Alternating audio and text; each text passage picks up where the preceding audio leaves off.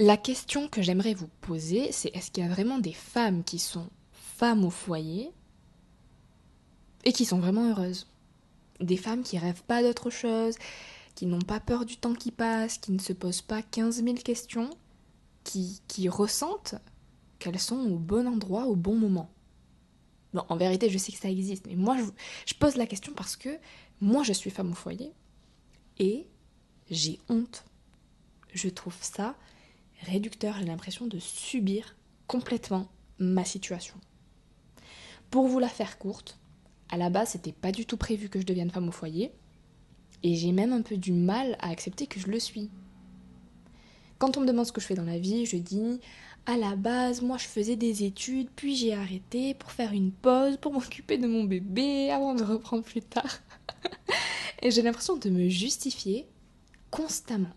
Je me justifie auprès des autres et je me rassure aussi en le faisant.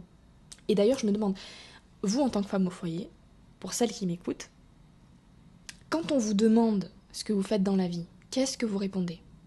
Est-ce que vous dites je m'occupe de mes enfants? Est-ce que vous dites je suis femme au foyer?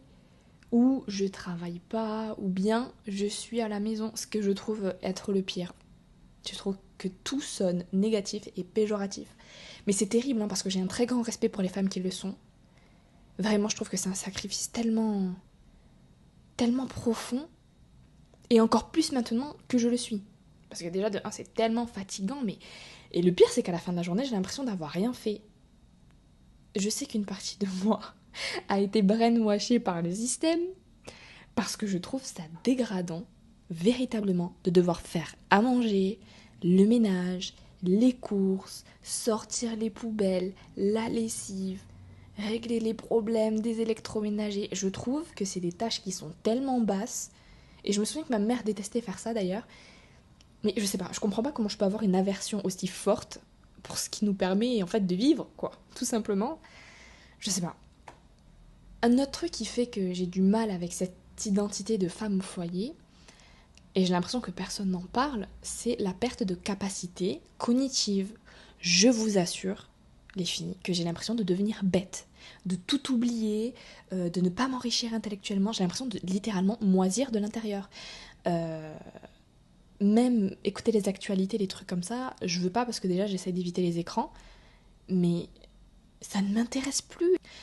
Encore une chose qui fait que j'ai honte d'être femme au foyer, c'est la perte de liberté financière. Alors évidemment que comme je ne travaille pas, je n'ai pas de revenus.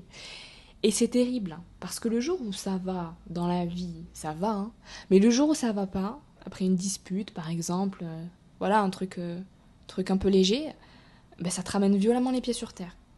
Et je me rends compte que j'ai rien, que j'ai même pas une carrière en construction, parce que j'ai jamais vraiment travaillé dans ma vie à part des jobs étudiants, que je peux pas fuir, que je suis un peu coincée, et en fait ça me rabat le caquet un peu trop violemment, je trouve. Et je trouve que c'est honteux et rabaissant de dépendre autant de quelqu'un, et notamment dans les moments où ça va pas. Genre je sens que mon ego en prend un coup. J'ai cette voix dans la tête qui me dit baisse d'un ton, en fait on t'assume. Bref. En tout cas, je sais que mon mari ne me l'a jamais fait sentir, c'est pas le problème. Mais voilà, je trouve que c'est une condition pas très glorieuse en fait. Un autre truc aussi qui me saoule dans ma vie actuellement, c'est que j'ai l'impression de pas avoir de vie en fait, sans mon enfant et sans mon mari. Genre j'ai rien construit par moi-même, il y a rien qui est fait pour moi, par moi, il y a pas d'épanouissement en fait à côté de tout ça quoi. J'existe pas en dehors de cette maison. Et d'ailleurs ça va de pair avec un truc que j'ai un peu de mal à admettre, c'est que parfois j'envie mon mari.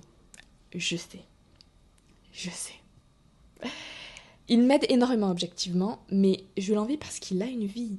Elle est pas exceptionnelle, hein. Il fait pas des trucs de fou tous les jours et tout, mais il voit du monde, il a un travail, il peut voir des amis, et même des trucs très simples qu'il peut faire, du style écouter de la musique, lire un livre, et ben il peut le faire sans que il ait cette culpabilité de devoir s'occuper de son enfant, ou alors en fait il a juste la possibilité de le faire, parce que moi mon bébé est collé à moi et donc je ne peux rien faire. Ah oui, un point très important que j'oublie de mentionner, c'est que j'allaite. Et j'aurais dû le préciser dès le départ parce que je pense que ça conditionne énormément mon discours parce que je... Alors, c'est au-delà de subir. mon enfant ne prend ni biberon, et elle a déjà des problèmes de sous-poids. Donc elle n'a pas les réserves en fait pour assumer un sevrage. Croyez dans mon expérience, mais c'est terrible. C'est tellement contraignant que ça m'a vaccinée contre l'allaitement, vraiment. D'ailleurs, vous savez qu'il y a des membres de ma famille qui m'ont déjà dit que c'était ma faute et que que si c'était moi qui avais voulu l'allaiter, qu'il fallait que j'assume. Et c'était des gens qui n'allaitaient pas, hein. Je sais pas s'ils ont essayé de me faire me sentir mal parce que j'ai décidé d'allaiter et que eux ne l'ont pas fait alors qu'on sait que c'est mieux d'allaiter en théorie. Enfin, vous voyez ce que je veux dire? Bref, je sais pas, mais ça m'avait vraiment mis un coup. Genre vraiment, ça avait provoqué mes larmes, pour vous dire. Punaise, je viens de penser à un autre truc aussi. Et les filles, dites-moi que je suis pas la seule. Quand tu manques de patience à la fin de la journée et que ton mari rentre et il te dit sois plus patiente envers ton enfant. Et là, non mais là ça peut me faire vriller. Je culpabilise et je deviens encore plus méchante parce que je sais que je fais pas les choses bien en fait et ça me pique en fait que tu me dises ça parce que moi j'étais patiente toute la journée en fait. Tu peux pas me juger sur de 20h à 23h sur comment je me comporte avec mon enfant alors que toute la journée je prends sur moi, j'essaye d'être cool quoi. Bref, en tout cas, même si j'allaite, en théorie je pourrais essayer de la faire garder, même si c'est qu'une matinée ou une après-midi, etc.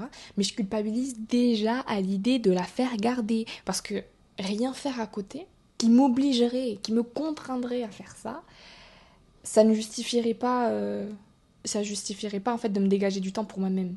Vous voyez? En vrai, je sais ce que je pourrais faire de mon temps, mais j'aurais du mal à l'assumer. Premier degré.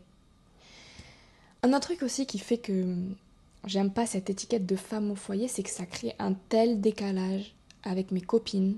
C'est un truc de dingue. J'ai l'impression d'avoir perdu des amis, et malgré moi.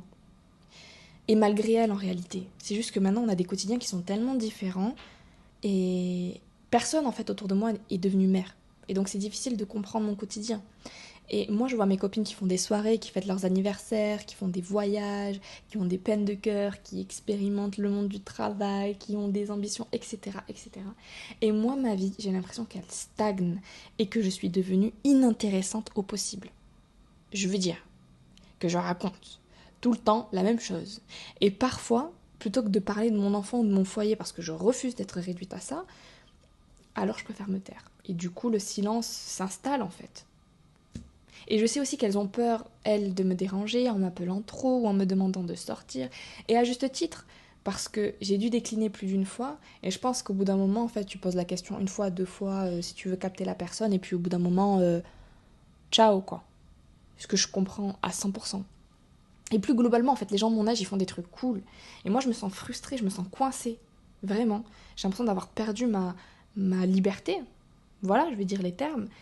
Et il y a vraiment des trucs que j'aurais voulu faire. Et pour contexte, j'ai 26 ans. J'ai 26 ans et je sais que certains vont penser que c'est un âge tout à fait normal pour avoir un enfant, et ce qui est vrai, hein. Mais dans ma génération, dans mon entourage, ça me paraît jeune. En tout cas, je sais que les gens autour de moi, globalement, pensent que je suis heureuse, et en vrai, je le suis. Vraiment, je le suis.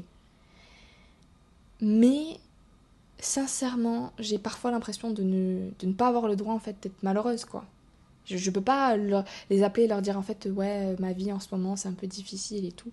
Je sais pas pourquoi je me mets des blocages comme ça. J'ai l'impression d'avoir personne à qui parler et de toute façon de ne pas savoir quoi dire. Alors oui, premier degré j'ai honte. J'ai honte d'être femme au foyer, de ce que je suis, de ce que je suis devenue et de la différence avec ce que j'ai été.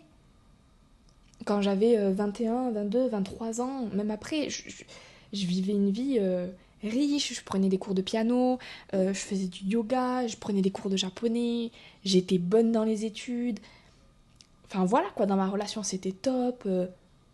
Et, et j'avais surtout une vie sociale quoi. Je voyageais, je voyais mes copines à travers le monde et tout, c'était trop bien, c'était trop bien. Maintenant, est-ce que j'ai envie de retrouver cette vie-là? Je ne pense pas et je vois même pas comment ça serait possible en réalité. Mais j'ai du mal à me réinventer, j'ai du mal à trouver en fait quelqu'un qui pourrait m'inspirer, j'ai du mal à voir ce qu'une femme dans ma condition qui me ressemblerait ferait de sa vie, qui ferait que moi j'ai envie de faire ça aussi quoi. Donc ouais, j'ai honte d'être femme au foyer dans ce monde.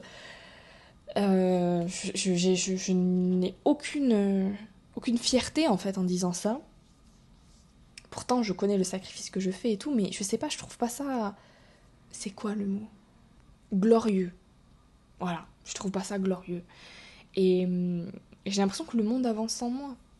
J'ai l'impression d'un côté de perdre mon temps, mais à la fois de faire ce qu'il faut en fait pour mon enfant. Et ce sacrifice-là, en fait, il est énorme. Et parfois, je le subis. Mais je suis à la fois contente de le faire. Enfin, c'est très contradictoire. C'est très contradictoire. Mais en tout cas, voilà, premier jet, je commence ce podcast. Je sais pas ce que j'en attends. Mais en tout cas, s'il y en a une déjà qui m'écoute et qui se reconnaît dans ce que je dis, qui est tout simplement prête à accepter ce que je dis, ça m'aiderait énormément. Je vais m'agripper à vous.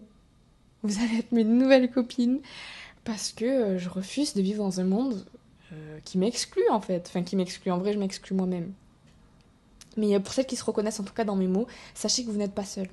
Je ne sais pas quel réconfort ça peut vous apporter, mais pour moi, c'est un premier pas que je fais pour faire quelque chose en fait, pour ne pas rester là, à faire du surplace et à me plaindre et en fait à m'apitoyer sur un sort que j'ai choisi quelque part. Voilà. Donc merci de m'avoir écouté et si ce que tu as entendu t'a parlé, bah, bienvenue, tu es exactement là où tu dois être. Bisous!